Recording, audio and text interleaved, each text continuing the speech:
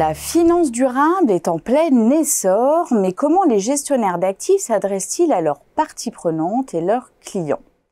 Malgré des ambitions affichées de transformation écologique et sociale, leur message reste souvent focalisé sur un seul objectif, le rendement financier.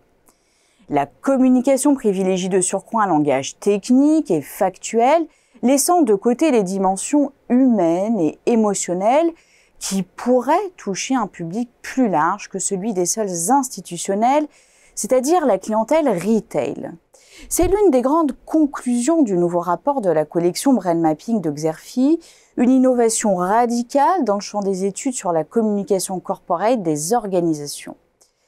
Grâce à une approche méthodologique originale et de puissants moyens informatiques, mariant analyse concurrentielle, analyse lexicale et analyse visuelle des logos, marques, sigles, images et couleurs utilisées par 60 acteurs, les études de cette collection permettent à chacun de se positionner pour renforcer et améliorer sa stratégie de communication.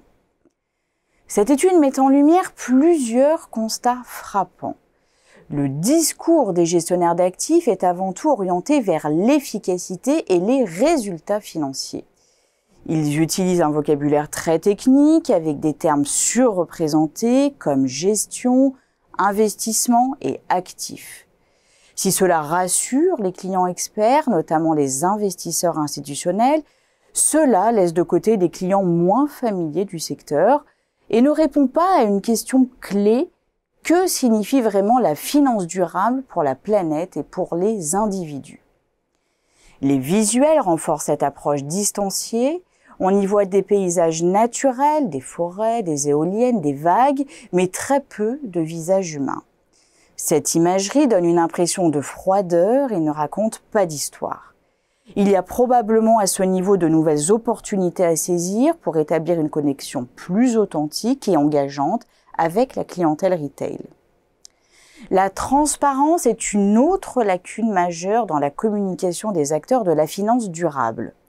S'ils mettent en avant leur expertise, ils offrent peu de preuves concrètes de l'impact réel des investissements dits verts sur l'environnement.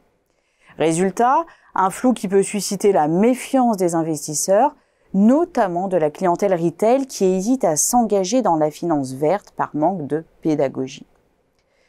Au-delà de la synthèse qui offre une perspective unique sur le positionnement des sociétés de gestion de portefeuille en matière de communication dans le domaine de la finance durable, ce rapport intègre une analyse individuelle pour chacun des 60 acteurs analysés, une analyse de la communication lexicale et visuelle par grand profil d'acteurs, ainsi que de très nombreux mappings pour se comparer à la concurrence.